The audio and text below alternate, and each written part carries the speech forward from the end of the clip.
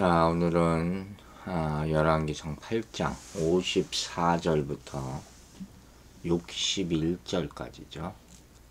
먼저 읽겠습니다. 솔로몬이 무릎을 꿇고 손을 펴서 하늘을 향하여 이 기도와 간구로 여호와께 아뢰기를 마치고 여호와의 제단 앞에서 일어나 서서 큰 소리로 이스라엘의 온 회중을 위하여 축복하며 이르되 여호와를 찬송할지어다.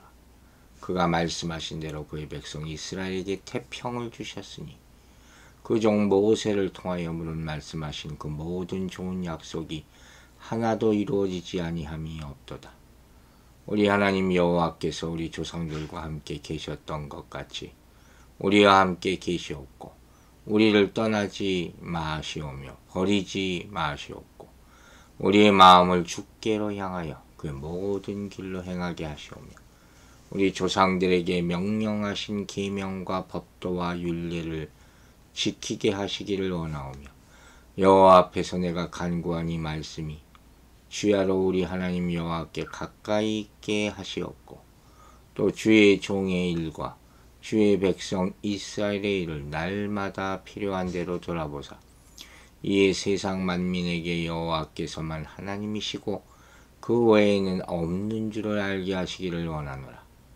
그런즉 너희의 마음을 우리 하나님 여호와께 온전히 바쳐 완전하게 하여 오늘과 같이 그의 법도를 행하며 그의 계명을 지킬지어다.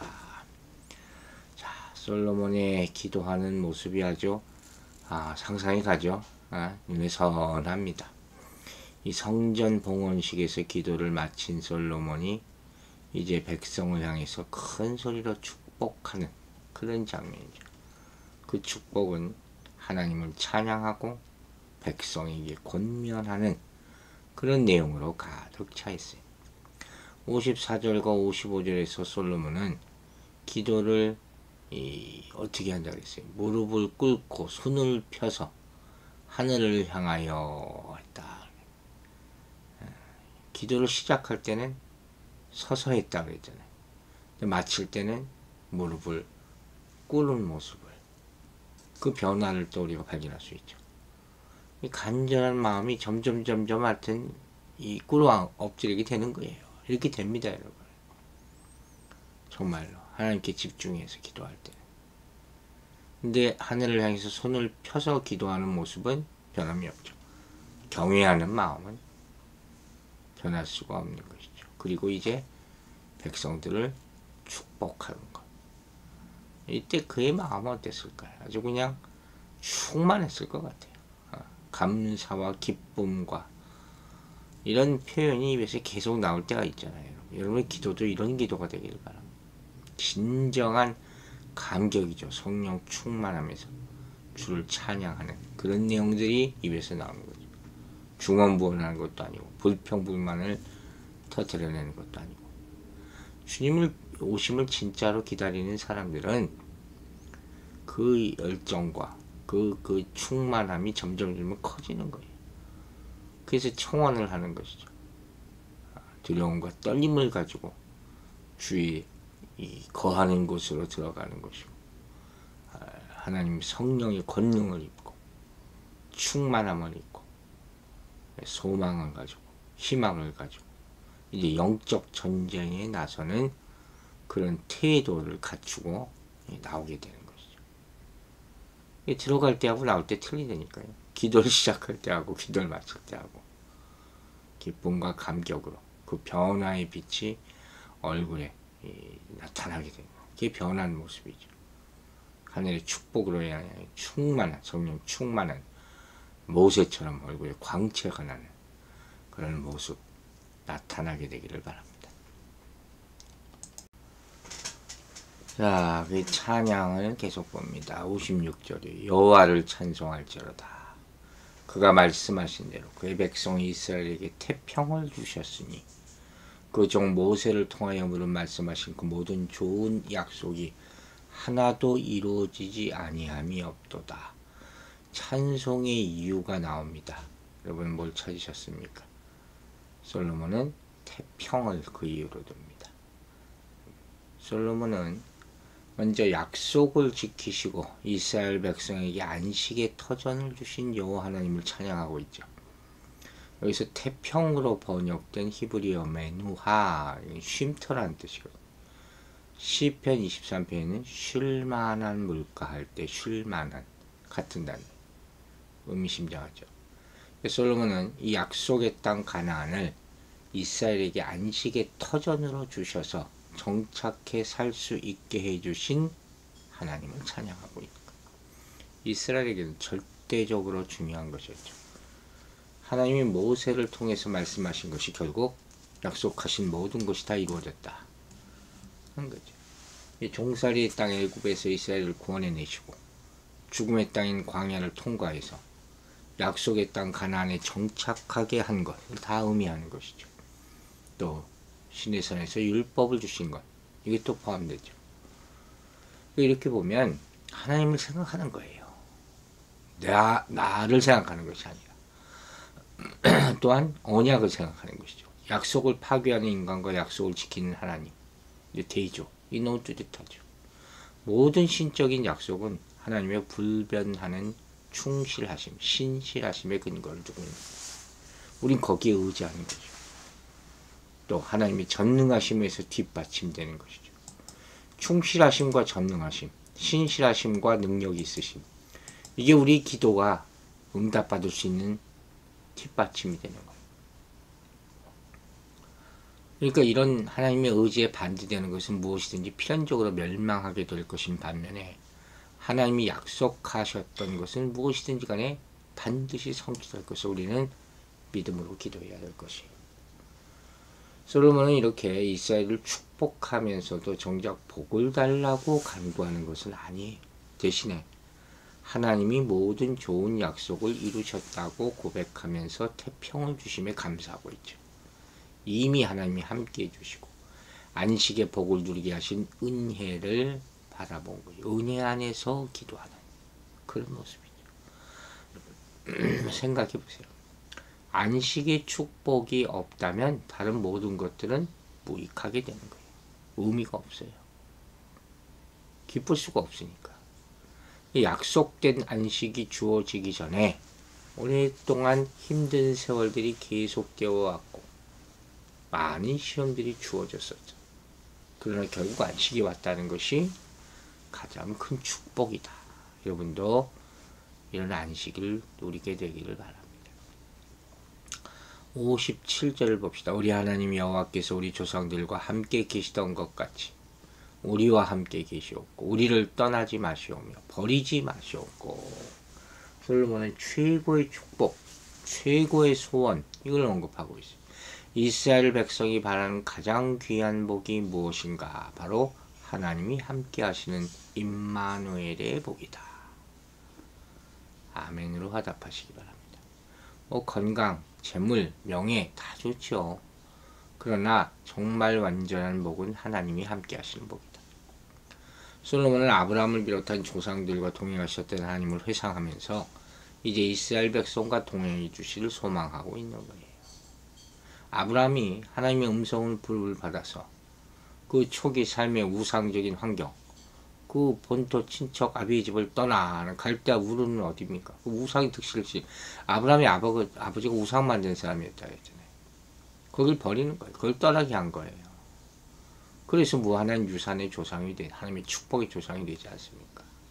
그때 항상 함께 하셨다는 것이죠. 또 야곱이 격분한 형의 활을 피하여 도망쳤을 때도 그와 함께 계시고 애굽에서 이스라엘 백성과 함께 하셨고 광야의 위험들과 시련 속에서도 그를 지켜주셨고 오늘날 그분의 교회와 함께 계심을 우리는 믿어야 할 것입니다. 여러분, 하나님이 가까이 계신다, 함께 하신다. 이건 개인의 의식의 문제예요. 마음의 문제라는 거예요. 마음이라는 게 하나님의 임재를 계시하는 장소라고 했잖아요. 좌소라 그랬어요. 영혼이 하나님에 대한 사랑으로 가득 차 있을 때 그 영혼은 삶의 모든 사건들 속에서 하나님의 임재를 더욱더 기꺼이 인식할 수 있게 되는 것입니다. 또한 하나님이 가까이 계심은 우리로 하여금 복종의 삶을 갖게 하는 가장 큰 뒷받침이 되는 것이겠죠. 임마누엘의 하나님을 찬양하시기 바랍니다.